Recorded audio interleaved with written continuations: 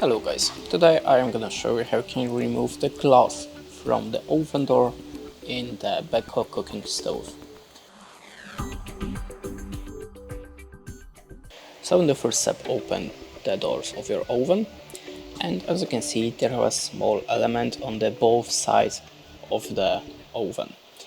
Now you have to push it and lift a little bit the